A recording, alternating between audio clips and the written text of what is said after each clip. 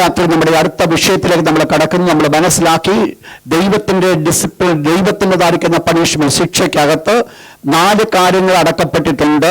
ഈ 4 കാര്യങ്ങൾ ഏതെങ്കിലും ഒന്ന് സംഭവിക്കുവാനായിട്ട് സാധിക്കും. പ്രധാനമായിട്ട് ഇവിടുത്തെ ശിക്ഷയെക്കുറിച്ച് നമ്മൾ പഠിക്കുമ്പോൾ, ദൈവം കൊടുക്കുന്ന ശിക്ഷയെക്കുറിച്ച് നമ്മൾ പഠിക്കുമ്പോൾ വായിച്ചോട്ട് അതിന്റെ 5 മുതലുള്ള വാക്യം, 5 മുതലുള്ള വാക്യങ്ങൾ താഴോട്ട് 10 വരെ ഒന്ന് വായിച്ച 11 വരെ വായിച്ചോട്ട്. Praise God. ഈ പ്രത്യമാർഗയുടെ ഭാഗത്ത് നമ്മൾ ആദ്യം ചിന്തിക്കുവാൻ പോകുന്നത് നമ്മുടെ ആറ്റിറ്റ്യൂഡ് എന്തായിരിക്കണം towards God's chastening. Attitude, our attitude towards God's chastening.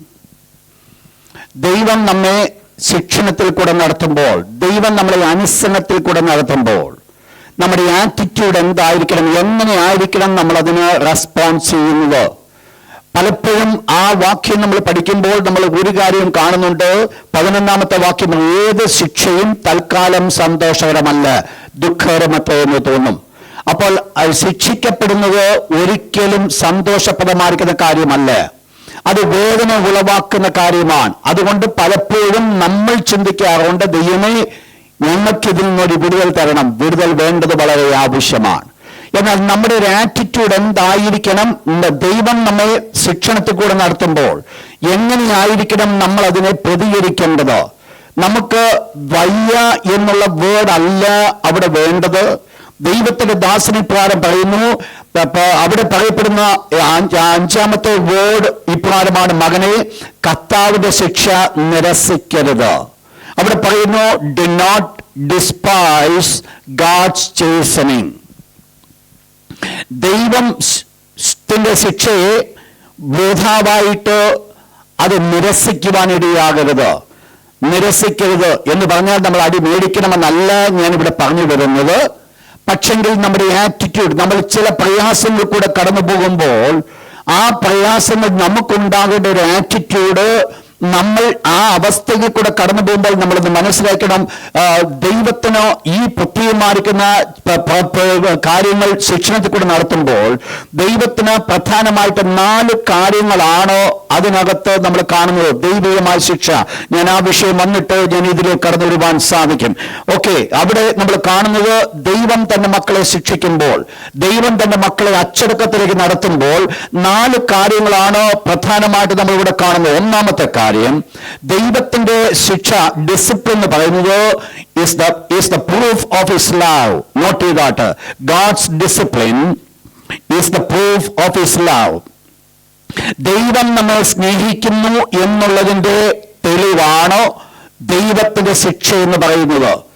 ദൈവം ആരെയെങ്കിലും ശിക്ഷിക്കുന്നുവെങ്കിൽ നമ്മൾ മനസ്സിലാക്കണം, അവിടെ പറയുന്നൊരു വേർഡുണ്ട്, മകനെ കർത്താവിന്റെ ശിക്ഷ നീ നിരസിക്കരുത്, അവൻ ശാസിക്കുമ്പോൾ നീ മുഷിയമരുത്. കർത്താവ് താൻ സ്നേഹിക്കുന്നവനെ ശിക്ഷിക്കുന്നു, താൻ കൈക്കൊള്ളുന്ന ഏത് മകനെയും തള്ളുന്നു.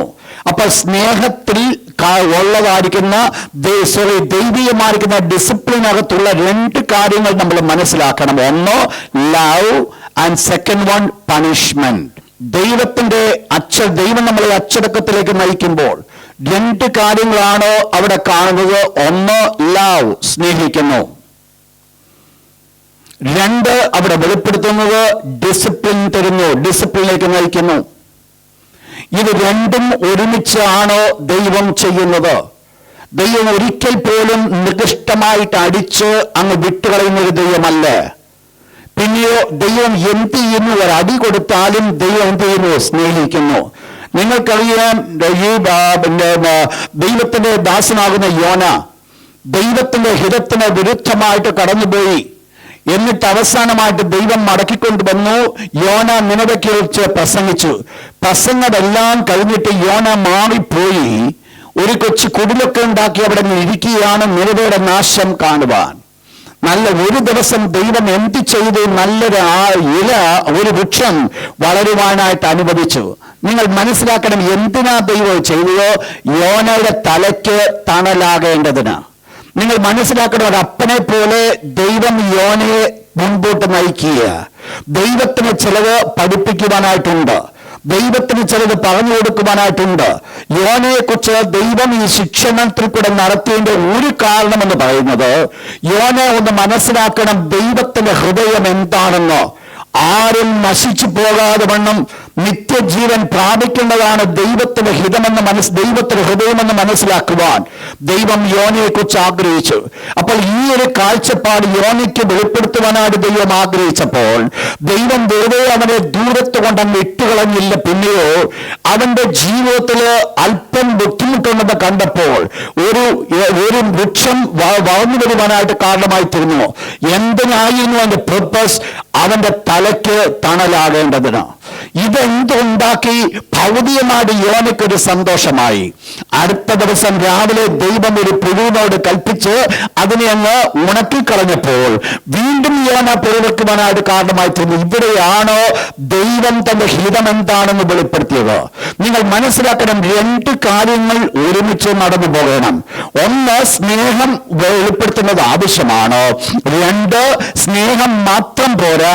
നമ്മളിന്ന് വായിച്ച വാക്യം പ്രകാരം കാണുന്നു, അപ്പൻ സ്നേഹിക്കുന്ന മകനെ അപ്പൻ എന്ത് ചെയ്യുന്നു? ശിക്ഷിക്കുന്നു. അപ്പോൾ ശിക്ഷിക്കേണ്ടതും വളരെ ആവശ്യമാണ്. ഇത് രണ്ടും ഒരുമിച്ച് പോയെങ്കിൽ മാത്രമേ കറക്ഷൻസ് നടക്കത്തുള്ളൂ. മക്കളെ സ്നേഹിക്കാതെ അടിക്കുന്ന മാതാപിതാക്കന്മാരാകുന്നുവെങ്കിൽ വളരെ പെട്ടെന്ന് മാതാപിതാക്കന്മാരോട് ഈ കുഞ്ഞുങ്ങള് ഒരു റെബല്യസ് ആയി മാറ്റപ്പെടും. എന്നാൽ ഈ മക്കളെ അടിച്ചതിന് ശേഷം അവരെ സ്നേഹിക്കുവാൻ സാധിക്കുമെങ്കിൽ ഈ മാതാപിതാക്കന്മാരോടുള്ള പ്രയാസമല്ലവരുടെ ഉള്ളിൽ ഉണ്ടാകുന്നത്. ആ ശിക്ഷയ്ക്ക് ഒരു മാറ്റങ്ങൾ കടന്നു വരുമ്പോൾ, അതിന് ഒരു വ്യത്യാസം കടന്നു വരുമ്പോൾ സ്നേഹിക്കുന്ന നല്ല പിതാവിന്റെ സ്നേഹമായിരിക്കും വെളിപ്പെടുന്നത്. അപ്പോൾ ദൈവം നമ്മളെ ശിക്ഷിക്കുമ്പോൾ നമ്മൾ മനസ്സിലാക്കണം, ഒരിക്കൽ പോലും നമ്മെ കൈവിട്ട് കളയുവാൻ ദൈവം നമ്മളെ ശിക്ഷിക്കത്തില്ല. നമ്മെ നശിപ്പിച്ചു കളയുവാൻ ദൈവം ശിക്ഷിക്കത്തില്ല. നീ ഒരിക്കലും ഗുണം പിടിക്കരുതെന്ന് പറഞ്ഞുകൊണ്ട് ദൈവം നമ്മെ ശിക്ഷിക്കത്തില്ല. ദൈവത്തിന്റെ ഏത് ശിക്ഷയിലും ഒരു ദൈവത്തിന്റെ സ്നേഹം അടക്കപ്പെട്ടിട്ടുണ്ട്. ദൈവം എത്രമാത്രം നമ്മെ ശിക്ഷിച്ചാലും എന്തെല്ലാം ദൈവം ചെയ്താലും ദൈവത്തിന്റെ ഒരു പ്രത്യേകതയാണ്, അതിനകത്ത് ദൈവത്തിന്റെ സ്നേഹം പൊതിഞ്ഞിരിക്കും. ആ പ്രത്യേകതയോടുകൂടെ മാത്രമേ ദൈവം സ്നേഹിക്കുകയുള്ളൂ, അത് ശിക്ഷിക്കുകയുള്ളൂ. അതുകൊണ്ടാണ് ദൈവത്തിന്റെ ദാസനിപ്രകാരം പറഞ്ഞത്, ദൈവത്തിന്റെ ശിക്ഷയെ നീ നിരസിക്കരുത്. കാരണം മറ്റൊന്നുമല്ല, ഈ വലിയ പ്രതികൂലങ്ങൾ കൂടെ കടന്നു പോകുമ്പോൾ, വേദനാജനകമാകുന്ന അവസ്ഥയിൽ കൂടെ കടന്നു പോകുമ്പോഴും ദൈവത്തിന്റെ വലിയ പ്രൊട്ടക്ഷൻ ആയിരിക്കും എനിക്കും നിങ്ങൾക്കും ദൈവം വെച്ചിരിക്കുന്നത്. അതാണ് ദൈവത്തിന്റെ ദാസനിപ്രകാരം പറഞ്ഞത്, മനുഷ്യർക്ക് നടപ്പല്ലാത്ത പരീക്ഷ നിങ്ങൾക്ക് നേരിട്ടിട്ടില്ല. നിങ്ങൾക്ക് സഹിപ്പാൻ കഴിയുന്നത് നീരെ പരീക്ഷ നേരിടുവാൻ അവൻ സമ്മതിക്കാതെ പരീക്ഷയോടുകൂടെ പോക്കുവഴി തരും. 1 കൊരിന്ത്യർ 10:13. എന്താ അവിടെ പറയുന്ന വാക്യങ്ങളാണ്? നമുക്ക് എന്ത് ദൈവം ചെയ്തു തരുന്നു? നമുക്കൊരു പോക്കുവഴി ദൈവം തരുന്നു. എന്താ അവിടെ ദൈവം ചെയ്യുന്നത്? ദൈവം ചെയ്യുന്ന ഒരു കാര്യമെന്ന് പറയുന്നത്, എനിക്കും നിങ്ങൾക്കും ദൈവം തരുന്നത് ദൈവത്തെ സ്നേഹം പൊതിഞ്ഞാണ് ദൈവം എന്നെ നിങ്ങളെ ശിക്ഷിക്കുന്നത്. അതുകൊണ്ടൊന്ന് മനസ്സിലാക്കിക്കോണേ, ദൈവം നമ്മളെ ശിക്ഷിക്കുന്ന സമയത്ത് നമ്മളെ പൂർണ്ണമായിട്ട് തള്ളിക്കളയത്തില്ല എന്നുള്ളത് മനസ്സിലാക്കണം. ഞാൻ ഈ വിഷയം ഇന്ന് പകൽക്കാലം ധ്യാനിച്ചപ്പോൾ ഞാൻ ഓക്കെയായിരുന്നു. കഴിഞ്ഞ നാളുകളിൽ എൻ്റെ ജീവിതത്തിൽ കഷ്ടതയിൽ കൂടെ കടന്നുപോയ ആ സമയങ്ങളൊക്കെ ഞാനിത് പിന്നോട്ട് നോക്കിയിട്ട് ഒരു കാര്യം എൻ്റെ മനസ്സിൽ വന്നു, എൻ്റെ ദൈവമേ, ആ ദിവസങ്ങൾ ചില കഷ്ടങ്ങളൊക്കെ എൻ്റെ മുമ്പിലുണ്ടായിരുന്നിട്ടും നിന്റെ വലിയ സ്നേഹം എത്രമാത്രം ഞാൻ അനുഭവിച്ചറിയാൻ ആ ദിവസങ്ങളിൽ എനിക്ക് സഹായമായി തീർന്നുവെന്നുള്ളത്. പിന്നോട്ട് നോക്കിക്കഴിഞ്ഞാൽ കഴിഞ്ഞ നാളുകൾ ദൈവം ശിക്ഷിച്ചിട്ടുള്ള ഏതെങ്കിലും ഒരു സന്ദർഭമുണ്ടെങ്കിൽ അതിന്റെ പിന്നിൽ നിങ്ങൾക്ക് മനസ്സിലാക്കുവാൻ ഒരു കാര്യം കൂടെ സാധിക്കും, ദൈവത്തിന്റെ വലിയ സ്നേഹം അതിനകത്ത് പൊതിഞ്ഞു വെച്ചിരിക്കുക. ഇത് രണ്ടും ഒരുമിച്ചാ പോകുന്നത്. ഒരപ്പന്റെ അപ്പൻ്റെതായിരിക്കുന്ന ഡിസിപ്ലിനിലേക്ക് നമ്മൾ കടന്നു വരുമ്പോൾ നമ്മൾ കാണുന്നത് എന്താ? ഡിസിപ്ലിൻ വെളിപ്പെടുത്തുന്നത് ദൈവത്തിന്റെ സ്നേഹത്തിന്റെ വെളിപ്പാടാണോ അവിടെ വെളിപ്പെടുന്നത്? ദൈവത്തിന്റെ സ്നേഹത്തിന്റെ വെളിപ്പാട്. ഒരടി തന്നു, കാലൊന്ന് പൊട്ടിയെങ്കിലും ആ മകനെ അടുത്ത് വിളിച്ചുകൊണ്ട് കുഞ്ഞിന്റെ കാലൊക്കെ ഒന്ന് തടവി ഒരല്പം എണ്ണയും കൂടെ ഇട്ട് വെച്ചു കഴിഞ്ഞാൽ ആ കുഞ്ഞിനെ അപ്പൻ അടിച്ച വേദനയൊന്നും ഓക്കത്തില്ല. അപ്പൻ പറഞ്ഞ കറക്ഷനായിരിക്കും കുഞ്ഞിന്റെ മുമ്പിൽ കടന്നു വരുന്നത്. നമ്മൾ മനസ്സിലാക്കണം, നമ്മുടെ കുഞ്ഞുങ്ങൾക്കും ദൈവം കൊടുക്കേണ്ട കാര്യം ഇതൊക്കെ അടിക്കരുത്, നല്ല അടിക്കണം. പക്ഷെങ്കിൽ അടിച്ചാൽ പൊട്ടത്തക്ക രീതി അടിക്കണം. കാരണം വേദപുസ്തകം പറയുന്നു, പൊട്ടുന്ന രീതിയിലുള്ള അടി ശരിയിലേക്ക് കൊണ്ടുവരുമെന്ന. വെറുതെ വടിയും കൊണ്ടൊന്ന് പേടിപ്പിക്കാനായിട്ട് മാത്രം കാണിക്കരുത്. ചെയ്യുകയാണ് എന്തെങ്കിലും ചെയ്യുന്നത് നല്ല 2 അടി കൊടുക്കണം എന്നും അടിക്കാനല്ല ഞാൻ പറഞ്ഞു വരുന്നത്. വേദപുസ്തകം പഠിപ്പിക്കുന്നത് പൊട്ടിപ്പോകുന്ന അടി ശരിയിലേക്ക് കൊണ്ടുവരുമെന്നാണ് നമ്മൾ കാണുന്നത്. അപ്പൊ ഇതിനകത്ത് എന്ത് വെളിപ്പെടണം? വെളിപ്പെടേണ്ടത് മറ്റൊന്നുമല്ല, സ്നേഹം കൂടെ വെളിപ്പെടണം. ആ സ്നേഹിക്കുന്ന ഒരപ്പനാണ് അല്ലെങ്കിൽ സ്നേഹിക്കുന്ന ഒരമ്മയാണ് തന്നെ തല്ലുന്നതെന്നുള്ള ബോധ്യം ആ കുഞ്ഞുങ്ങൾക്കുണ്ടെങ്കിൽ അതവരുടെ ജീവിതത്തിൽ വലിയ അനുഗ്രഹമായിരിക്കും. ഇത് രണ്ടും ഒരുമിച്ച് പോകേണ്ടതാ, ലവ് ആൻഡ് പണിഷ്മെന്റ്. ഇതിലൊന്നേ വെളിപ്പെടുത്തുന്നുള്ളൂ എങ്കിൽ നമ്മൾ നമ്മുടെ മക്കളെ നശിപ്പിച്ച് കളയുക ചെയ്യുന്നേ. രണ്ടിലേതെങ്കിലും ഒന്നേ ഉള്ളൂ, സ്നേഹം മാത്രമേ കൊടുക്കുന്നുള്ളൂ എങ്കിൽ വളരെ പെട്ടെന്ന് ഈ കുഞ്ഞുങ്ങൾക്ക് നശിക്കാൻ വേറെ മാർഗമൊന്നുമില്ല. അടി മാത്രമേ കൊടുക്കുന്നുള്ളെങ്കിലും നശിക്കാൻ വേറെ മാർഗമൊന്നും വേണ്ട. ഞാൻ ഓർപ്പിക്കട്ടെ, ഇത് രണ്ടും ഒരുമിച്ച് കൊണ്ടുപോകണം. രണ്ടാമതായിട്ട് ദൈവത്തിന്റെ ഡിസിപ്ലിന്റെ പ്രത്യേകത എന്ന് പറയുന്നത് ഇത് കുടുംബത്തിനകത്ത് നടക്കുന്നൊരു വിഷയമാണ്. ഇത് കുടുംബത്തിന് വെളിയിൽ നടക്കുന്നൊരു വിഷയമല്ല. വായിച്ചോട്ടെ, 7 and 8, 7-8 വാക്യം. നിങ്ങൾ ബാലശിക്ഷ സഹിച്ചാൽ ദൈവം മക്കളോടെന്ന പോലെ നിങ്ങളോട് പെരുമാറുന്നു. Next verse. നിങ്ങൾ ആരല്ല? മക്കളല്ല. നിങ്ങൾ മനസ്സിലാക്കണം, അടുത്ത വീട്ടിലെ കൊച്ചിനെ പിടിച്ച് 2 അടി കൊടുത്തു കഴിഞ്ഞാൽ വളരെ പെട്ടെന്ന് അവരുടെ പേരൻസ് വന്ന് 2 തല്ല് തരും. കാരണം എന്നാണെന്നറിയാമോ? എൻ്റെ വീട്ടിലെ കൊച്ചിനെ ഞാൻ തല്ലിയാൽ, എൻ്റെ കുഞ്ഞിനെ ഞാൻ തല്ലിയാൽ ആരും വന്ന് ചോദിക്കാൻ ചിലപ്പോൾ അല്പ ശബ്ദമൊക്കെ കൂടുമ്പോൾ ചിലപ്പോൾ അപ്പുറത്തെ വീട്ടുകാർ എന്തുവാ അവിടെ നടക്കുന്നത്, ഒന്നുമില്ല, എൻ്റെ കൊച്ചിനെ ഞാൻ തല്ലിയെന്ന് പറഞ്ഞു കഴിഞ്ഞാൽ വലിയ പ്രശ്നങ്ങളൊന്നുമില്ല. നിങ്ങൾ മനസ്സിലാക്കണം, ഇത് വീട്ടിനകത്തെ കാര്യമാണ്. തല്ല് മേടിച്ചില്ല എങ്കിൽ അതിൻ്റെ അർത്ഥം എന്ന് പറയുന്നത് അവൻ വീട്ടിനകത്തുള്ളവനല്ല, അവൻ പുറത്തുള്ളവനാണ്. ഒരു തെറ്റ് കണ്ടിട്ടും ഞാൻ അവനെ ശിക്ഷിക്കാതിരിക്കുന്നുവെങ്കിൽ അതിന്റെ അർത്ഥം എനിക്ക് ശിക്ഷിക്കുവാനുള്ള അധികാരം ആ കുഞ്ഞിന് ഇല്ലെന്നുള്ളതാ. അതുകൊണ്ട് ആ ദൈവം ഇപ്രകാരം പറഞ്ഞത്, നിങ്ങൾ എല്ലാവരും പ്രാപിക്കുന്ന, ശ്രദ്ധിക്കുന്ന വേർഡ് പറയുന്ന എല്ലാവരും പ്രാപിക്കുന്ന എന്ന് പറഞ്ഞാൽ ഈ ബാലശിക്ഷ പ്രാപിക്കാത്തവര് ആരും ഇല്ല. അങ്ങനെ എനിക്ക് ഒരു പ്രശ്നവുമില്ല എന്ന് ചിന്തിക്കരുത്. എല്ലാവർക്കും ഉണ്ട് പ്രശ്നങ്ങൾ ഇഷ്ടം പോലെ. ദൈവത്തിന്റെ സന്നിധിയിൽ ദൈവം നമ്മെ നടത്തുവാനായിട്ട് ആഗ്രഹിക്കുമ്പോൾ, ദൈവം എന്റെ പിതാവായി തീർന്നു കഴിയുമ്പോൾ, ദൈവം എന്നെ മുൻപോട്ട് ദൈവത്തിന്റെ പർപ്പസിൽ കൂടെ നടത്തുവാൻ ആഗ്രഹിക്കുമ്പോൾ, ദൈവം എന്നെ കറക്റ്റ് ചെയ്യുന്ന പല മേഖലകളാണോ ഈ ശിക്ഷണ നടപടി. എന്നാൽ ഇത് മനസ്സിലാക്കണം, ഈ ശിക്ഷണ നടപടി ദൈവം ചെയ്യുമ്പോൾ ഒരു കാര്യം വെളിപ്പെടുത്തുകയാണ്, ഞാൻ അവന്റെ ഭവനത്തില് അവന്റെ മകനാണുള്ളത്. പലപ്പോഴും ഒരടി കിട്ടുമ്പോൾ ചിന്തിക്കും, ദൈവം എന്നെ കൈവിട്ട് കളഞ്ഞത് കൊണ്ടാണ് എന്നെ അടിച്ചതെന്ന്. ശ്രദ്ധിച്ചോണം, ദൈവം നമ്മളെ കൈവിട്ട് കളഞ്ഞത് കൊണ്ടല്ല അടിച്ചത്. കൈവിട്ട് കളയുന്നവരെ ആരെയും ദൈവം അടിക്കാറില്ല, അവരെ വിട്ട് കളയത്തേയുള്ളൂ. അവരെ നാശത്തിന് വേണ്ടി ഒരുക്കി നിർത്തത്തെ മാത്രമേ ഉള്ളൂ. എന്നാൽ സ്നേഹിക്കുന്ന മക്കളെ അപ്പം തല്ലുന്നു. ഇതെന്തവാ? ഇത് വീട്ടിനകത്തെ കാര്യങ്ങളാ, വീട്ടിനകത്തുള്ളതാ. ദൈവം എൻ്റെ പിതാവും ഞാൻ അവൻ്റെ മകനും. ദൈവികമാർക്ക് ചുറ്റുപാടുകളൊന്ന് ചിന്തിച്ചിട്ട് നോക്കണം. ചില പ്രശ്നങ്ങളൊക്കെ അവിടെ കിടപ്പുണ്ടെങ്കിൽ അതിൻ്റെ അർത്ഥം മറ്റൊന്നുമല്ല, ഈ സ്വർഗത്തിലെ ദൈവം എന്നെ സ്നേഹിക്കുന്നു, എന്നെ അവൻ അവൻ്റെ മകനായിട്ട് കണ്ടിരിക്കുന്നു. ഇന്നും ആ രീതിയിൽ കണ്ടുകൊണ്ട് മുൻപോട്ട് കടന്നു പോകുന്നത്. അതുകൊണ്ട് എൻ്റെ പ്രശ്നം മാറത്തില്ലെന്നല്ല ഞാൻ പറഞ്ഞു വരുന്നത്. നമ്മുടെ പ്രശ്നങ്ങളൊക്കെ മാറും, അതിൽ നിന്നൊക്കെ നമുക്ക് വിടുതൽ തരും. അതിൻ്റെ അർത്ഥം എന്ന് പറഞ്ഞാൽ പെർമനൻ്റ്ലി കഷ്ടത മാറിയിട്ടുള്ളൊരു ജീവിതമാണെന്നല്ല. പ്രതികൂലങ്ങളുടെ നടുവിലും ദൈവമക്കൾ സന്തോഷമായിട്ട് പോകും. എന്താ ഇവിടുത്തെ കുടുംബത്തിൻ്റെ വിഷയമാണ്. കുടുംബത്തിലുള്ളവരെയാണ് അപ്പൻ അടിക്കുവാനായിട്ട് ആഗ്രഹിക്കുന്നത്. മൂന്നാമത്തെ ദൈവത്തിന്റെ ഡിസിപ്ലിന്റെ മൂന്നാമത്തെ പ്രത്യേകത, പാപം ചെയ്തിട്ടും ശിക്ഷണമില്ല എങ്കിൽ it's a sad sign of alienation from God. ദൈവത്തിൽ നിന്ന് അന്യപ്പെട്ടു പോയി എന്നുള്ളതിന്റെ തെളിവാണ് അത്. മൂന്നാമത്തെ ദൈവത്തിന്റെ ശിക്ഷണത്തിന്റെ പ്രത്യേകത, ഗാഡ്സ് ഡിസിപ്ലിൻ ഈസ് പവർഫുൾ. ദൈവത്തിന്റെ ശിക്ഷണമെന്ന് പറയുന്നത് ശക്തമാണ്. എന്താണ് ആ വേർഡ് വെളിപ്പെടുത്തുന്നത്? വായിച്ചോട്ടെ, വേഴ്സ് 10. ഇവിടെ 2 പിതാക്കന്മാരെ നമ്മൾ ഇവിടെ കാണുകയാണ്. ഒന്ന് എർത്തലി ഫാദർ, നോട്ട് ചെയ്താട്ട്. 2 എ സ്പിരിച്വൽ ഫാദർ. 2 പിതാക്കന്മാരെ നമ്മളിവിടെ കാണുന്നു. ഒന്ന് an earthly father, 2, a spiritual father. നിങ്ങൾ വീണ്ടും ഒരിക്കൽ കൂടെ 10ാമത്തെ വാക്യം വായിച്ചാട്ട്, 9ാമത്തെ വാക്യം കൂടെ. ആത്മാക്കളുടെ പിതാവ്, അതാണ് ഞാൻ വേർഡ് കൊണ്ടുവന്നത്. 1 ജഡപ്രകാരമുള്ള പിതാവ്, 2 ആത്മാവിന്റെ പിതാവ് അഥവാ ആത്മീയ പിതാവ്. ആത്മീയ പിതാവ് ആരായിരിക്കുന്നു? ദൈവമായിരിക്കുന്നു.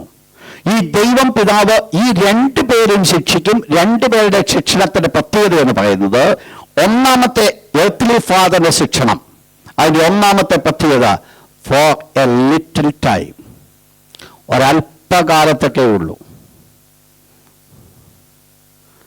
കൊച്ചു കുഞ്ഞ് വളർന്ന് ഒരടി മേടിക്കാൻ പ്രായമാകുന്ന സമയം തൊട്ട് അടി തുടങ്ങും. ഏത് കാലം വരെ അടിക്കും? ഒരു 12, 13, 14 വയസ്സൊക്കെ ആയി കഴിഞ്ഞിട്ടും അടിക്കാൻ പോയി കഴിഞ്ഞാൽ സൂക്ഷിച്ചടിച്ചോണം. അടിക്കാൻ പറ്റുന്ന കാലാവധി അതുവരെ ഉള്ളൂ, കുറച്ച് കാലമേ ഉള്ളൂ. ഒരല്പകാലത്തേക്ക് മാത്രമേ അടിക്കത്തുള്ളൂ. പിന്നെ നമ്മൾ അവരെ അടിക്കുകയല്ല ചെയ്യുന്നത്, അവരെ ഇൻസ്ട്രക്ട് ചെയ്യുക. കാരണം അവരെ അതുകൊണ്ട് നമ്മളെ തള്ളിക്കളയുമെന്നുള്ളതല്ല, പക്ഷെ ഇനിയും നമ്മൾ അവരെ അടിക്കത്തില്ല. കാരണം അവര് സെൽഫായിട്ട് ഐഡന്റിഫൈ ചെയ്യാനുള്ള മച്യൂരിറ്റിയിലേക്ക് അവർ വന്നു. അതുകൊണ്ട് ഇനി എന്തുമാത്രം മതി അവർക്ക്? അടിയല്ല വേണ്ടത്, ഇൻസ്ട്രക്ഷനാ വേണ്ടത്. അതാണ് നമ്മളിവിടെ കൊടുക്കുന്നത്. അപ്പോൾ ഈ ദൈവത്തിന്റെ തിരുവചനം പറയുന്നു, ഈ ലോകത്തിലെ പിതാക്കന്മാരെ ശിക്ഷിക്കുന്നൊക്കെ ഫോർ എ ലിറ്റിൽ ടൈം. ഈ ലിറ്റിൽ ടൈം എന്ന് പറഞ്ഞു കഴിഞ്ഞാൽ മനസ്സിലാക്കണം, മറ്റേത് എന്ന് പറഞ്ഞാൽ ലിറ്റിൽ ടൈം അല്ല, ഈ ലോകത്തിൽ ജീവിക്കുന്ന കാലം മുഴുവൻ ഈ ശിക്ഷയുണ്ട്.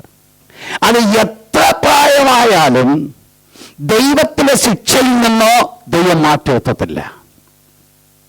അതിനൊരു പ്രായപരിധി ദൈവത്തിനില്ല. എന്താ വേണ്ടത്, എന്താ ചെയ്യേണ്ടത്, അതൊരു കൊച്ചു കാലത്തേക്കല്ല. നമ്മൾ ഈ ലോകത്തിൽ ജീവിക്കുന്നിടത്തോളം കാലം ദൈവത്തെ നാം കണ്ടുമുട്ടി ഒന്നുകിൽ നമ്മുടെ ഈ ലോകത്തിലെ മരണം വരികയോ അല്ലെങ്കിൽ കർത്താവായ യേശുക്രിസ്തു മധ്യകാലത്ത് കടന്നു വരികയോ ചെയ്യുന്ന സമയം വരെ നമുക്ക് എന്തോ ഉണ്ടോ? ശിക്ഷണമുണ്ട്. അതുകൊണ്ട് എനിക്ക് 10-50 വയസ്സായി ഇനി ദൈവത്തിന്റെ ശിക്ഷ വേണ്ട എന്ന് ചിന്തിക്കേണ്ട കാര്യമില്ല. ദൈവം ഇടക്കാല ആശ്വാസം തരുന്ന ദൈവമല്ല. ദൈവം ശിക്ഷിക്കുന്നത് കുറച്ചു കാലത്തേക്കല്ല.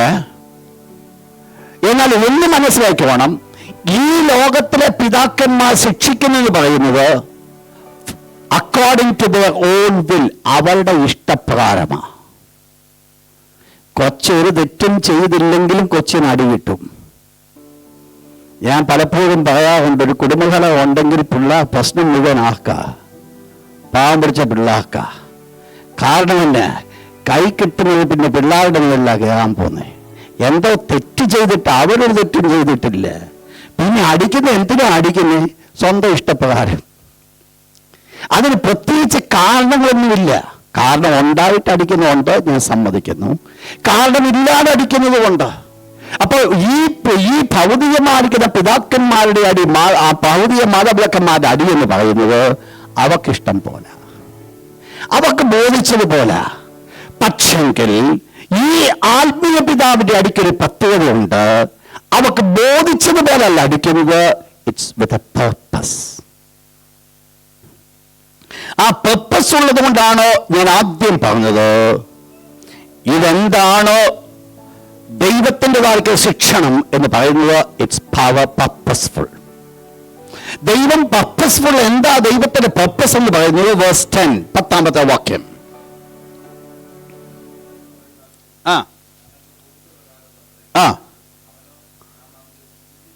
അവനോ, ദൈവം നമ്മെ ശിക്ഷിക്കുന്നതിന്റെ പർപ്പസ് ശ്രദ്ധിക്കണം നിങ്ങൾ ഈ ഭാഗം. ദൈവം നമ്മെ ശിക്ഷിക്കുന്നതിന്റെ പർപ്പസ് എന്ന് പറയുന്നത്, നാമോ എന്തിനാ? അവന്റെ വിശുദ്ധി പ്രാപിക്കേണ്ടതിനോ. അപ്പോൾ ദൈവം നമ്മെ ശിക്ഷിക്കുന്നതിന്റെ പ്രത്യേക ആവശ്യകത, to come into his holiness, അവന്റെ വിശുദ്ധി പ്രാപിക്കേണ്ടതിനോ. വെറുതെ അല്ല ദൈവം ശിക്ഷിക്കുന്നത്. ദൈവത്തിന്റെ ശിക്ഷയുടെ പ്രാധാന്യത എന്ന് പറയുന്നത് ദൈവത്തിന്റെ വിശുദ്ധി പ്രാപിക്കേണ്ടതിന്. അങ്ങനെയെങ്കിൽ നിങ്ങളൊന്ന് മനസ്സിലാക്കിക്കോണം, എൻ്റെ പ്രശ്നങ്ങളിൽ കൂടെ അല്ലെങ്കിൽ ദൈവം തരുന്ന ശിക്ഷണത്തിൽ കൂടെ എന്നിൽ കൂടെ വെളിപ്പെടേണ്ടത് ഞാനല്ല, പിന്നെ ആരാ? യേശുവിനെയാണ് വെളിപ്പെടുത്തേണ്ടത്. ഇതാണ് അവിടുത്തെ ഇമ്പോർട്ടൻറ്റ്. എൻ്റെ ഓരോ നിമിഷങ്ങളിലും എൻ്റെ മുമ്പിൽ കടന്നു വരുന്ന പ്രശ്നങ്ങൾ, എനിക്ക് ദൈവം തരുന്ന ആ ശിക്ഷണ നടപടികൾ, അത് എങ്ങോട്ടായി എന്നെ നയിക്കേണ്ടത്? ദൈവത്തെ എന്നിൽ കൂടെ വെളിപ്പെടുത്തും. That is his holiness. ദൈവത്തിന്റെ വിശുദ്ധി എന്ന് പറയുന്നത് ഗാഡ്, ദൈവത്തിന്റെ ക്യാരക്ടർ. അപ്പൊ എന്റെ ജീവിതത്തിൽ നിങ്ങൾ മനസ്സിലാക്കണം, വിശുദ്ധി എന്ന് പറയുമ്പോൾ ശുദ്ധീകരണം മാത്രമല്ല അതിന്റെ വിഷയം. അത് വിശുദ്ധീകരണം നടക്കണമെങ്കിൽ ആദ്യം ഉണ്ടാകേണ്ടത് റൈച്ചസ്നസ്, നീതീകരണമാണ്. നീതീകരിച്ചവരാണ് വിശുദ്ധീകരിക്കുവാൻ കാരണമായി തീർന്നിരിക്കുന്നത്. അങ്ങനെയെങ്കിൽ നീതീകരണം ഉണ്ടെങ്കിൽ മാത്രമേ വിശുദ്ധീകരണം വരുന്നുള്ളൂവെങ്കിൽ അതിൽ കൂടെ സംഭവിക്കുന്ന ഒരു കാര്യം എന്ന് പറയുന്നത് എൻ്റെ ദൈവത്തെയാണ് എന്നിൽ കൂടെ വെളിപ്പെടുത്തേണ്ടത്. ഇതാണ് ദൈവം നമ്മിൽ കൂടെ ആഗ്രഹിക്കുന്നത്. അപ്പോസ്തലനായ പൗലോസ് ഇതാണ് വെളിപ്പെടുത്തുവാൻ ഇടയായി തീർന്നത്. ഫിലിപ്പിക്ക് ലേഖനത്തിലേക്ക് കടന്നു വന്നാൽ ഫിലിപ്പിയൻസ്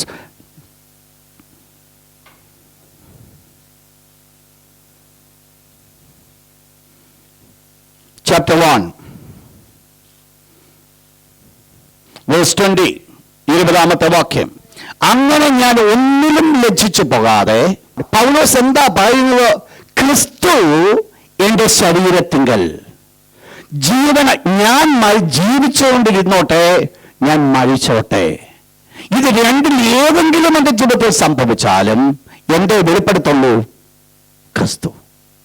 അപ്പൊ എന്റെയും നിങ്ങളുടെയും ജീവിതത്തില് പ്രതികൂലങ്ങൾ കൂടെ കടന്നു പോകുമ്പോൾ, പ്രശ്നങ്ങൾ കൂടെ കടന്നു പോകുമ്പോൾ എനിക്കും നിങ്ങൾക്കും ഉണ്ടാകേണ്ട ആറ്റിറ്റ്യൂഡ് അതായിരിക്കണം. കർത്താവായ യേശുക്രിസ്തുവിനെ എന്നിൽ കൂടെ വെളിപ്പെടുത്തുക. യേശുക്രിസ്തുവിനെ എന്നിൽ കൂടെ വെളിപ്പെടുത്തുക എന്ന് പറയുമ്പോൾ ഒരു വാക്യം കൂടെ വായിച്ചാട്ടെ. 2 Corinthians chapter 2, 2 Corinthians ലേഖനം 2-ാം അധ്യായം അതിന്റെ 14ാമത്തെ വാക്യം. എല്ലായിടത്തും ഞങ്ങളെ കൊണ്ട് തന്റെ പരിജ്ഞാനത്തിന്റെ വാസന, അണ്ടർലൈൻ ദാറ്റ് വേഴ്സ്, പരിജ്ഞാനത്തിന്റെ വാസന. എന്താ ഇവിടെ പറയുന്നത്? ഞങ്ങളെ നടത്തുന്ന എല്ലാ വഴികളിലും, ഞങ്ങളെ നടത്തുന്ന എല്ലാ വിധങ്ങളിലും ഞങ്ങൾക്കൂടെ വെളിപ്പെടുവാൻ പോകുന്നത് എന്ത് മാത്രമാ? ക്രിസ്തുവിന്റെ സൗരഭ്യവാസന. അപ്പൊ കർത്താവായ യേശുവാണോ എന്നിൽ കൂടെ വെളിപ്പെടുന്നത്? കർത്താവായ യേശുവാണോ എന്നിൽ കൂടെ വെളിപ്പെടുവാൻ കാരണമായിരിക്കുന്നത്? ഇയ്യോബിനെ വിളിച്ചു വെച്ചാൽ ഇയ്യോബും ഇതേ കാര്യം തന്നെ പറയും. ഇയ്യോബിന്റെ പുസ്തകം 23ാമത്തെ അധ്യായം, ജോബ് ചാപ്റ്റർ 23 വേഴ്സ് നമ്പർ 10, അവിടെ വേറെ രീതിയിലാണ് ഇയ്യോബ് അത് പറയുന്നത്. നിങ്ങൾ ഈ ചാപ്റ്റർ 23 ശ്രദ്ധിച്ച് നിങ്ങൾ വായിക്കുക. അവിടെ വളരെ വിലപ്പെട്ടതായിരിക്കുന്ന അനേകം മർമ്മങ്ങൾ അതിനകത്ത് അടക്കപ്പെട്ടിട്ടുണ്ട്. വായിച്ചാട്ടെ. എന്നാൽ ഞാൻ നടക്കുന്ന വഴി അവൻ അറിയുന്നു. അത് വായിക്കുന്നതിന് മുമ്പ് ഒരു വാക്യം കൂടെ വായിച്ചാട്ടെ. 6ാമത്തെ വാക്യം വേഴ്സ് 6. ഇയ്യോബ് ദൈവത്തിന്റെ അടുക്കലേക്ക് എത്താനായിട്ട് ആഗ്രഹിക്കുക. ന്യായാധിപനാകുന്ന ദൈവത്തിന്റെ അടുക്കൽ തന്റെ കാര്യങ്ങളുമായിട്ടൊന്ന് കടന്നു ചെല്ലുവാനായിട്ട്. അതാണ് ഈ പശ്ചാത്തലം. എന്നിട്ട് ഇയ്യോബ് പറഞ്ഞു, ഞാൻ അവനെ എവിടെ കാണുമെന്ന് അറിഞ്ഞു കൊള്ളായിരുന്നു. എന്നിട്ട് ഇയ്യോബ് പറയുന്ന വേർഡാണ്, ഞാൻ അവനെ കണ്ടു കഴിയുമ്പോൾ അവൻ എന്നെ ബലാധിക്യത്തോടുകൂടെ വ്യവഹരിക്കുമോ? ദൈവം തന്റെ സർവശക്തി ഉപയോഗിച്ചാണോ എന്നെ ന്യായം വിധിക്കുവാൻ പോകുന്നത്? ഇയ്യോബ് എന്തോ പറയുന്നു, വായിച്ചോട്ടെ. ദൈവത്തിന്റെ മുമ്പിൽ നിങ്ങൾ മനസ്സിലാക്കണം, ഇപ്പോൾ ഒരു ചിരട്ട കൊണ്ട് ചൊറിഞ്ഞുകൊണ്ടിരിക്കുന്ന വ്യക്തിയാ. ബാക്കിയുള്ള കൂട്ടുകാർ മുഴുവൻ പറഞ്ഞു, നീ ദൈവത്തിൽ നിന്ന് അകന്നു പോയതാ, അതുകൊണ്ടാണ് നിനക്ക് ഈ പ്രശ്നം വന്നത്. ഈ പ്രശ്നങ്ങളുടെ നടുവിൽ നടക്കുന്ന ഇയ്യോബ് ഒരു കാര്യം ആഗ്രഹിച്ചു, എനിക്ക് എന്റെ ദൈവത്തിന്റെ അടുക്കലേക്കൊന്ന് ചെന്നാൽ കൊള്ളായിരുന്നു, എന്റെ കാര്യം ഞാൻ അവനോട് പറയുമായിരുന്നു. എന്നിട്ട് ഇയ്യോബ് പറയുക, ദൈവം എന്നെ ന്യായത്തോടുകൂടി കൂടി വാദിക്കാൻ വരുമോ? ഇയ്യോബ് പറയുകയാണ്, ഇല്ല, അവനെന്നെ ആദരിക്കുകയുള്ളൂ. എന്താ പറഞ്ഞത് വേർഡ്? ഇയ്യോബിന് ഒരു കോൺഫിഡൻസ് ഉണ്ട്. ദൈവത്തിന് മുൻപിൽ, ദൈവത്തിൽ ന്യായാസനത്തിന് മുമ്പിൽ നിൽക്കുമ്പോൾ അവിടെ പോലും എൻ്റെ ജീവിതത്തിൽ ദൈവം എന്നെ ശിക്ഷിക്കത്തക്കവണ്ണം ഞാൻ ഒന്നും ചെയ്തിട്ടില്ല. മനസ്സിലാകുന്നു അബോർഡ്? ഇല്ല, അവനെ ആദരിക്കത്തേ ഉള്ളൂ. സ്വർഗത്തിലെ ദൈവം ആദരിക്കത്തേ ഉള്ളൂ. നിങ്ങൾ മനസ്സിലാക്കണം, തൻ്റെ ജീവിതത്തിൻ്റെ വ്യക്തിപരമായിരിക്കുന്ന ദൈവത്തോടുള്ള ബന്ധം എന്താകുന്നുവെന്നും താൻ ആരാണെന്നുള്ളതും യോബിനെ നന്നായിട്ടറിയാം. താഴോട്ട് വായിക്കുമ്പോഴാണ് നമ്മൾ ഈ പറഞ്ഞ ഭാഗത്തിലേക്ക് കടന്നു വരുന്നത്. വായിച്ചോട്ടെ നമ്മുടെ ഇപ്പോഴത്തെ ഭാഗം, 10-ാമത്തെ വാക്യം, വേഴ്സ് 10. Praise God. യോബ് പറയുകയാണ്, ഞാൻ അവനെ കാണുന്നില്ല. അത് സത്യമാ. തെക്കോട്ടി എന്നാൽ വടക്കോട്ടി എന്നാൽ പടിഞ്ഞാറോട്ടി എന്നാൽ ഒന്നും ഞാൻ അവനെ കാണുന്നില്ല. പക്ഷെങ്കിൽ എൻ്റെ വഴി അവനായിരുന്നു. ഞാൻ അവനെ കാണുന്നില്ല, പക്ഷെ അവൻ എന്നോട് കൂടെ ഉണ്ട്. എൻ്റെ ഓരോ സ്റ്റെപ്പുകൾ അവനറിയുന്നു. താഴത്തെ വേർഡ് അതാണ് വേണ്ടത്. ആര് പുറത്തു വരും? ഞാൻ ആരാണെന്നുള്ളത് ഞാൻ വെളിപ്പെടുത്തും. നമ്മളെല്ലാവരും അതാ. വാസ്തവത്തിൽ ഒരു ശോധന കഴിക്കുമ്പോഴാണ് നമ്മൾ ആരാണ് എന്നുള്ളത് നമ്മൾ കൂടെ വെളിപ്പെടുന്നത്.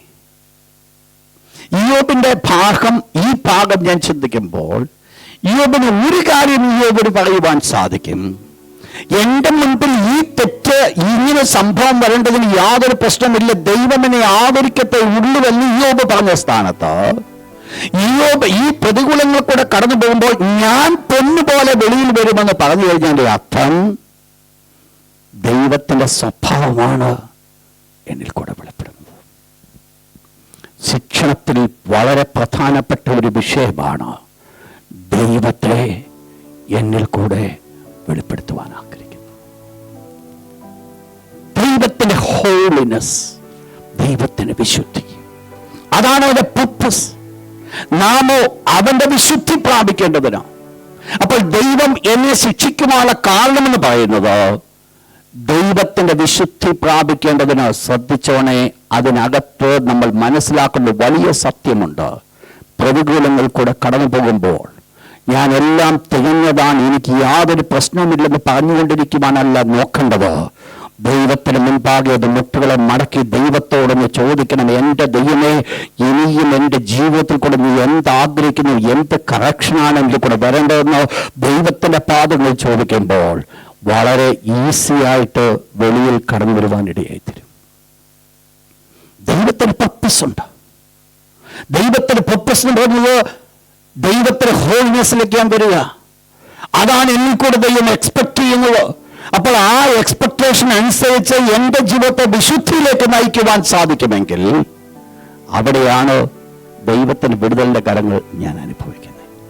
4-മതായിട്ട് ദൈവത്തിന്റെ ശിക്ഷണത്തെ പറ്റിയത്, 4th point, God's discipline is effective. ഏത് ശിക്ഷയും തൽക്കാലം സന്തോഷകരമല്ല. Praise God. ഏത് ശിക്ഷയും തൽക്കാലം സന്തോഷകരമല്ല, ദുഃഖകരമാ. ഒരടി കിട്ടിക്കഴിഞ്ഞാൽ അത് വേദനയാ, ശരിയാ. പക്ഷെങ്കിൽ ഈ പലവട്ടം അടി മേടിച്ച് ജീവിതം ശരിയായിട്ടുള്ളവർക്ക് ഒരു കാര്യം അറിയാം, അവർക്ക് കിട്ടാൻ പോകുന്നത് നീതി എന്ന സമാധാന ഫലം, ദ റൈച്ചസ്നസ്. നീതീകരണത്തിലേക്കാണ് നടക്കുന്നത്. പക്ഷെ ഇത് ആർക്കെ കിട്ടത്തുള്ളൂ? അതിനാൽ അഭ്യാസം വന്നവർക്ക്, ഇതിനെ അഭ്യസിച്ചവർക്ക്, ഇത് മനസ്സിലാക്കിയവർക്ക്, ദൈവത്തിന്റെ ഡിസിപ്ലിൻ ഒന്നിൽ കൂടുതൽ ഭാഗം ഞാൻ എൻ്റെ ജീവിതത്തിൽ കൂടെ കടന്നു വരുമ്പോൾ ഒരു കാര്യം, ഒരു പ്രിൻസിപ്പിളിലേക്ക് ഞാൻ മനസ്സിലാക്കും. ആ മനസ്സിലാക്കുന്ന സത്യം ഇതാണ്, എൻ്റെ ദൈവം എന്നെ ഇതിൽ നിന്ന് വിടുവിക്കും. എൻ്റെ ജീവിതത്തിൽ ദൈവകരങ്ങളിലേക്ക് താഴ്ത്തേണ്ട ആവശ്യമുണ്ട്. ദൈവത്തിന്റെ നീതി എന്നിൽ കൂടെ വെളിപ്പെടുത്തുവാൻ ദൈവം ആഗ്രഹിക്കുന്നു. അതിനനുസരണമായിട്ട് ഏൽപ്പിച്ചു കൊടുക്കുമ്പോൾ എനിക്കും നിങ്ങൾക്ക് ലഭിക്കുന്ന ഫലമാണ് നീതി. അപ്പോൾ നിങ്ങൾ മനസ്സിലാക്കണം, ദൈവത്തിന്റെ ശിക്ഷണം എന്ന് പറയുന്നത് പ്രധാനമായിട്ട് 2 കാര്യങ്ങളാണ് നമുക്ക് കൊണ്ടുവരുന്നത്. ഒന്ന്, lead us into his holiness. 2, lead us into his righteousness. അവരുടെ നീതിയിലേക്ക് എന്നെ കൊണ്ടുവരുന്നു. ഈ നീതി എന്ന് പറയുമ്പോൾ അവിടെ നമ്മൾ കാണുന്ന വേർഡ് പ്രകാരമാണ് സമാധാനത്തിന്റെ ഫലമാകുന്ന നീതി. ദൈവം അനുവദിക്കുന്നത് നമ്മൾ തുടർന്ന് നമ്മൾ ആ ഭാഗം നമ്മൾ ചിന്തിക്കും. താഴോട്ട് നമ്മൾ കടന്നു വരുമ്പോൾ ആ ഒരു പർട്ടിക്കുലർ വാക്യത്തിന് വളരെ വാല്യൂ ഉണ്ട്. അതുകൊണ്ട് ഇവിടെ ഞാൻ ആ ഭാഗം വിടുകയാണ്. സമാധാനത്തിന്റെ ഫലമാകുന്ന നീതി. നിങ്ങൾ മനസ്സിലാക്കണം, ഇതിനാണ് ദൈവം നമ്മളെ ശിക്ഷിക്കുന്നത്. ഇതിനാണ് ദൈവം നമ്മളെ ശിക്ഷിപ്പാനായിട്ട് ആഗ്രഹിക്കുന്നത്. അങ്ങനെയെങ്കിൽ നമ്മൾ എന്ത് ചെയ്യണം? ഈ ഒരു ദൈവത്തിന്റെ ശിക്ഷയുമായിരിക്കുന്ന ബന്ധത്തിൽ ഒന്നാമത് ദൈവത്തിന്റെ ദാസൻ പറയുന്നത് ഡു നോട്ട് ഡിസ്പൈസ്. അത് നീ എന്ത് ചെയ്യരുത്? നിരസിക്കരുത്. ദൈവത്തിന്റെ ശിക്ഷ നിരസിക്കരുത്. പിന്നീട് എന്താ വേണ്ടത്? ദൈവത്തിന്റെ പർപ്പസ് മനസ്സിലാക്കിക്കൊണ്ട് നമ്മൾ മുൻപോട്ട് പോകേണ്ടത് ആവശ്യമാണ്. രണ്ടാമത്തെ ദൈവം ആഗ്രഹിക്കുന്നത് ഡു നോട്ട് ഫെയിന്റ്. മുഷിഞ്ഞു പോകരുത്, തളർന്നു പോകരുത്.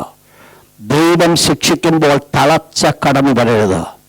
എന്തൊക്കെയോ സംഭവിച്ചു എന്നുള്ള ചിന്തയിൽ ആയിത്തീരരുത്. എന്നെ കൈവിട്ട്, എന്നെ ടോട്ടലി കൈവിട്ട് കളഞ്ഞു, എനിക്കിനി ആരുമില്ല, എന്നെ രക്ഷിപ്പാൻ മറ്റൊരു മാർഗമില്ല എന്ന് ചിന്തിക്കുന്ന ഒരു അവസ്ഥയിലേക്ക് ആയിത്തീരരുത്. കാരണം ദൈവം സ്നേഹിക്കുന്നവനെയാണ് ശിക്ഷിക്കുന്നത്. അതുകൊണ്ട് മനസ്സിലാക്കണം, ദൈവത്തിന്റെ ശിക്ഷ ഞാൻ അനുഭവിക്കുന്നുവെങ്കിൽ അതിനകത്തൊരു കാര്യം വെളിപ്പെടുത്തുന്നുണ്ട്, ഹി സ്റ്റിൽ ലവ്സ് മീ. മൂന്നാമത് ദൈവം ആഗ്രഹിക്കുന്ന ഒരു കാര്യം, endure. നിങ്ങൾ എന്ത് ചെയ്യരുത്? നിങ്ങൾ ശിക്ഷണത്തെ സഹിച്ചു നിൽക്കണം. endure his discipline. Hebrews 12:7-8 7-8 വാക്യം അവിടെ പറയുന്നു, നിങ്ങൾ ബാലശിക്ഷ സഹിച്ചാൽ ദൈവം മക്കളോട് എന്ന പോലെ നിങ്ങളോട് പെരുമാറുന്നു. അപ്പൻ ശിക്ഷിക്കാത്ത മകൻ എവിടെയുള്ളൂ? അതിൻ്റെ 9-ാമത്തെ വാക്യം വളരെ ശ്രദ്ധിച്ച് വായിക്കേണ്ട ഭാഗമാണ്. ആ വാക്യം ഒന്ന് വായിച്ചാൽ, നമ്മുടെ ജഡസംബന്ധമായ പിതാക്കന്മാർ നമ്മെ ശിക്ഷിച്ചപ്പോൾ എന്താ ചെയ്തു? പണ്ട് അപ്പച്ചനെ അടിച്ചപ്പം വെള്ളത്തിരിഞ്ഞടിച്ചോ? ഇല്ല. അവർക്കിഷ്ടത്തിന് അവരടിച്ചത്. പക്ഷെങ്കിൽ എന്ത് ചെയ്തു? ഞാൻ സമർപ്പിച്ചു കൊടുത്തു, ഞാൻ ഏൽപ്പിച്ചു കൊടുത്തു. ആ ശിക്ഷണം എൻ്റെ ജീവിതത്തിലെ അനുഗ്രഹമാകേണ്ടതിനോ ഞാനത് സഹിച്ചു. ദൈവത്തിൻ്റെ വചനം പറയുന്നു, അപ്പന്മാർ ശിക്ഷിച്ചപ്പോൾ ജഡപ്രകാരമുള്ള തങ്ങളുടെ സ്വന്തം ഹിതത്തിന് വേണ്ടി അടിക്കുന്ന അപ്പനും അമ്മയും അടിച്ചപ്പോൾ അവരുടെ ഹിതത്തിന്, അവരുടെ ഇഷ്ടത്തിന് അടിച്ചത്. പക്ഷെ അന്നത് സഹിച്ചുവെങ്കിൽ ആത്മാക്കളുടെ പിതാവിന് ഏറ്റവും അധികമായി കീഴടങ്ങി ഇരിക്കുന്നതല്ലോ. ഹൗ മച്ച് മോർ, എത്ര കൂടുതൽ, എത്രത്തോളം കൂടുതൽ. അതിൻ്റെ അർത്ഥം നിങ്ങൾ മനസ്സിലാക്കണം. ദൈവം എന്നെ നയിക്കുന്ന വഴികൾ, ഒരു ശിക്ഷണത്തിൽ കൂടെ ദൈവം എന്നെ നയിക്കുമ്പോൾ ഒരിക്കൽ പോലും പൊറുതേൽക്കുവാൻ ഇടയാകരുത്. ഒരിക്കൽ പോലും പതറിപ്പോകുവാൻ ഇടയാകരുത്. പകരം എൻ്റെയും നിങ്ങളുടെ ഉള്ളിൽ എൻകറേജ്മെന്റ് വരണം. മറ്റൊന്നുമല്ല, ഇത് വെളിപ്പെടുത്തുന്നത് എൻ്റെ അപ്പൻ എന്നെ സ്നേഹിക്കുന്നു. എൻ്റെ പിതാവ് എന്നെ സ്നേഹിക്കുന്നുവെങ്കിൽ എന്ത് ചെയ്യുന്നു? എൻ്റെ പിതാവ് എനിക്ക് വേണ്ടി സകലതും ഭംഗിയായി ചെയ്യുന്നു. എപ്പോഴും നിങ്ങൾ ചിന്തിച്ചോണം, നമ്മൾ ഒരപ്പൻ്റെ സ്ഥാനത്ത് നമ്മുടെ കുഞ്ഞുങ്ങൾക്ക് എങ്ങനെ നമ്മൾ പ്രവർത്തിക്കുന്നുവോ അതിനേക്കാൾ എത്ര കൂടുതൽ ദൈവം എനിക്ക് വേണ്ടി ചെയ്യും. എത്ര കൂടുതൽ. തെറ്റില്ലാത്തവരാരുമില്ല ഈ ലോകത്തിൽ, പാപം ചെയ്യാത്തവരാരുമില്ല ഈ ലോകത്തിൽ. പക്ഷെങ്കിൽ ദൈവത്തിന് വേണ്ടത് ഒന്നേ ഉള്ളൂ, ആത്മാക്കളുടെ പിതാവിന് വേണ്ട ഒറ്റ കാര്യമേ ഉള്ളൂ. ആ പാപത്തെ ഏറ്റവും ഉപേക്ഷിച്ച് ഇവർ ചെയ്യാതെ മുൻപോട്ട് കടന്നു പോകാൻ. That's all. നമ്മുടെ പാപത്തെ അവൻ കണക്കിടുന്നവനല്ല, നമ്മുടെ ലംഘനത്തിനനുസരണമായിട്ട് അവൻ ശിക്ഷിക്കുന്നവനല്ല. അവൻ നമ്മെ പൂർണ്ണമായിട്ട് വിടുവിക്കുന്നവനാ. അവൻ നമ്മെ അനുഗ്രഹിക്കും. നമുക്ക് എല്ലാവർക്കും നമ്മുടെ കണ്ണുകളെ അടയ്ക്കാം.